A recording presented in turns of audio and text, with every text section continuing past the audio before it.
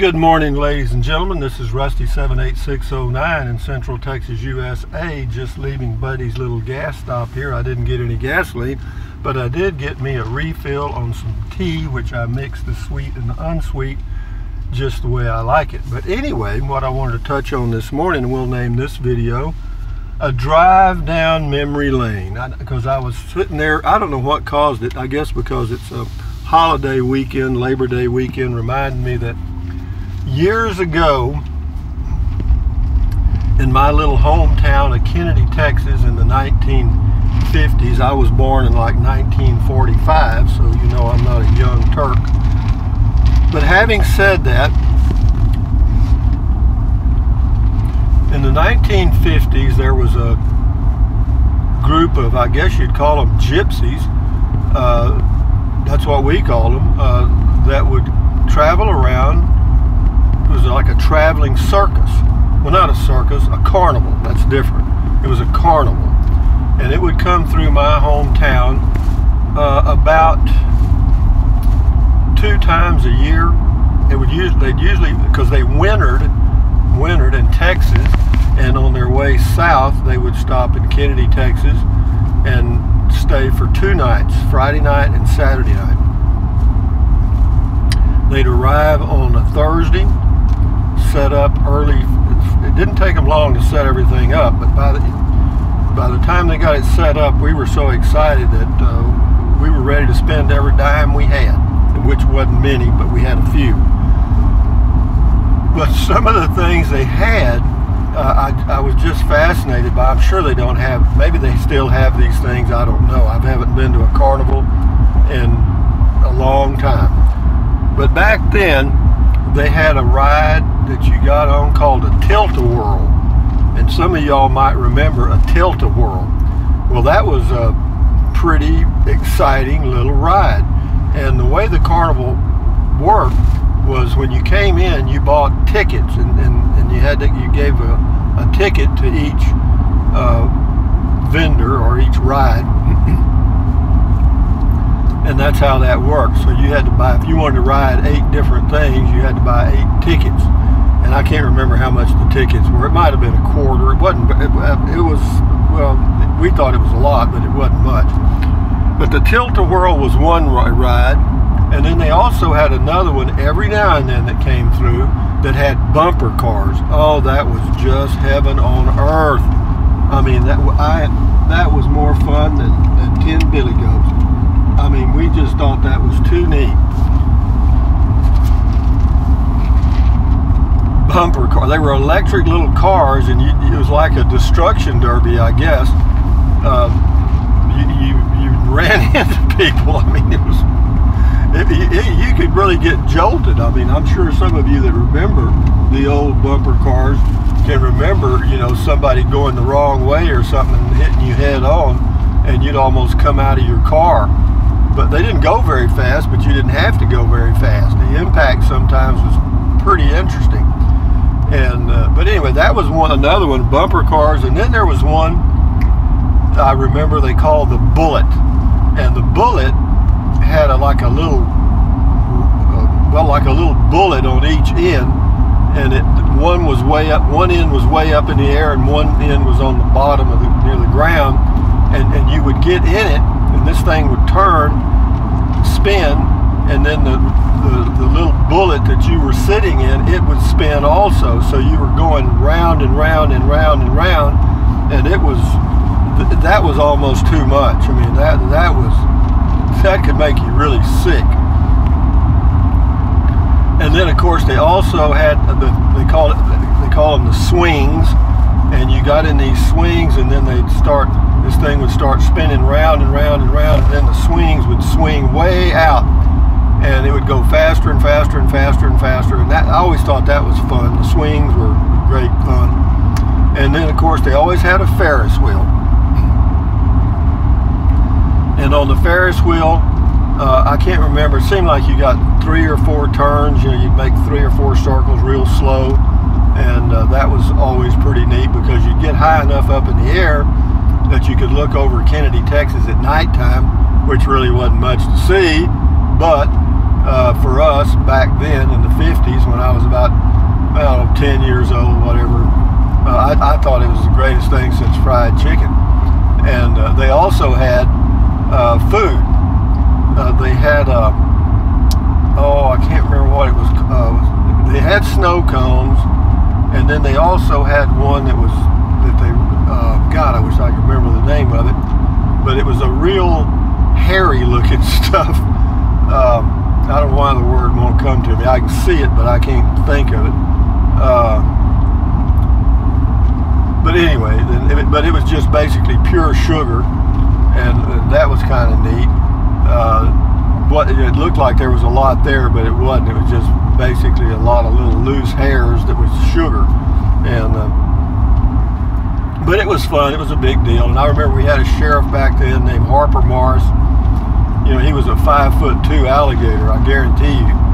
And but anyway, he would always tell these gypsy folks, because he knew when they came into a community that when they left, there were a lot of things missing from the community. Okay, but he always let the owner know up front, anything turns up missing, he's going to hold him personally responsible for it, and he'll have to pay for it, whatever it is. And so rarely was there any theft in our city. I'm sure they may not even have been thieves, but it was just assumed that they were. They might have been great people. But, you know, those were some of the things that I enjoyed when I was a kid.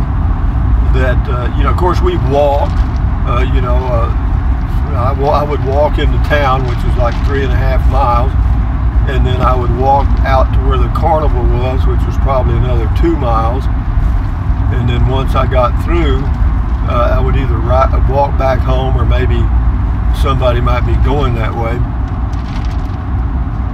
and that was it. I mean, it was just a fun time. They would set their little operation up on the edge of town on some vacant land. I guess they rented the land, I'm not sure, but it was a big event. I mean, when the carnival came to town, that was a big event, and they had all these little side shows, you know, the fat lady and the tattooed man and all this stuff. And they also had one reasonably attractive female that was a belly dancer. Well, of course, she probably had a big belly, but I didn't think much about it. You know, to see a girl, lady, or whatever she was, dancing like that, I just thought that was the sexiest thing in the whole wide world. That was XXX rated in my mind, and every other young man. And then, of course, all the, you know, they had the deal where you threw the darts at the balloons and tried to knock down the milk bottles with a softball. And when I say a softball, this thing was like featherweight. You know, you could hit the milk bottle square in the middle, and they wouldn't even move. The ball would bounce off. But if you knocked them all three down, then you got a prize, and usually it was a little teddy bear or something worth less than what you paid for the ticket. Got a little fire truck going there. Must be a brush fire somewhere. But anyway, that's just all I wanted to touch on. Was, I'm sure some of y'all can remember the old carnivals coming through town, and also back then we had people, revivals come through. You know, tent deals where they would evangelists would set up tents. You know, like that movie with Burt Lancaster. I can't remember the name of it. Maybe it was called The Preacher or something.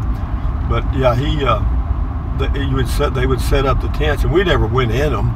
But God, you could hear them outside, man. They'd be hollering and praise the Lord this, and you know, they had all these fake things that happened. You know, the preacher would heal the sick, and you know, if you had a broken leg, he'd heal it.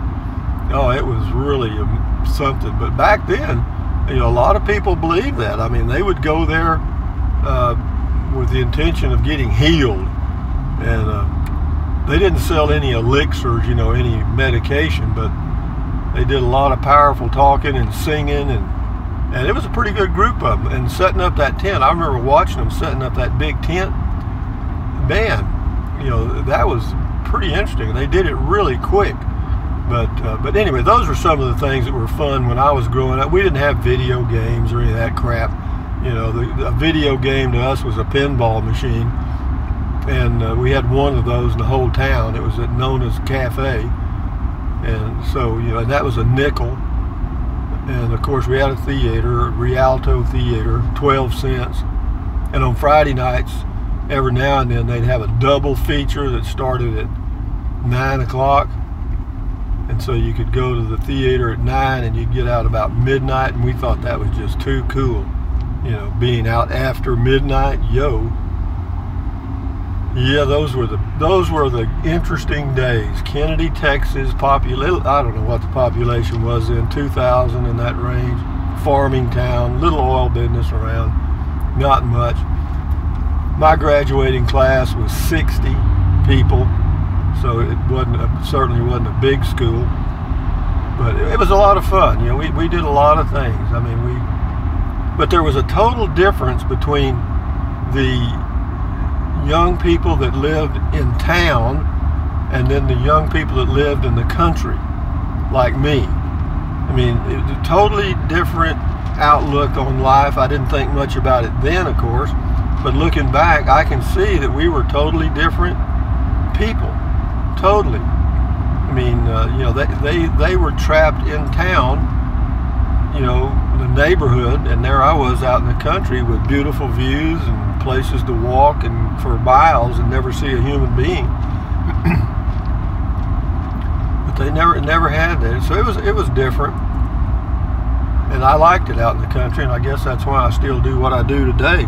But anyway, I just wanted to mention that, just a little walk down memory lane. Carnival back in the 50s and all the stuff. Again, you know, was life simpler then? Well, you know, it was certainly, there wasn't any technology like we have today. Nothing. You know, you didn't worry about, you know, somebody stealing your laptop because it hadn't been invented yet.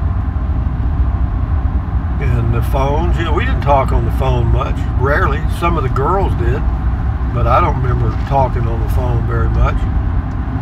I know I've mentioned this, we had an 8-party line, you know, but it was good. It was good. We had no air conditioner, you know, and it was just as hot then in the summer in South Texas as it is now. I don't know how we lived, but we managed. Yeah, I can remember when those old cool northers would come in, it was good. But then in the winter, we didn't have much heat either. We had one Dearborn heater in one little hall that was the heater for the whole house. That was it. You know, in the mornings, I can remember getting up and putting my blue jeans in front of the heater so they'd warm up before I put them on. And yeah, it was cold inside that old house. Yeah, and there was one little heater in the kitchen dining area where we ate our breakfast. And the neat thing about the house we had out in the country, in the dining room, there was windows all around on 2 sides. So while you were sitting there at the breakfast table, you could look outside, and if it was cold or rainy or whatever, you could sit there and eat your breakfast. And Mother always fixed 3 meals a day, 3 full deal meals. I mean, we never ate out, or we did rarely. Yep, but we'd always have, you know, we'd have oatmeal, scrambled eggs, waffles, pancakes, you know, a lot of stuff. You know, we ate good. And, you know, then for lunch, if we were home during the summer and we were working in the fields, you know, she'd fix hamburgers, enchiladas, tacos. I mean, she was a great cook. I mean, and I'm telling you, 3 full meal deals a day when we were at home, and we all sat at the dining room table as a family. Everybody was there. You didn't dare be late. Well, you didn't want to be late because it was good food. And she would cater to your individual taste. Like whenever she fixed a hamburger for me, I liked sweet pickles on mine. I didn't like dill pickles. So she'd put sweet pickles on my hamburger. Yeah, I thought that was just neat. And then she'd make a whole basket of French fries, and we'd sit down and pig out.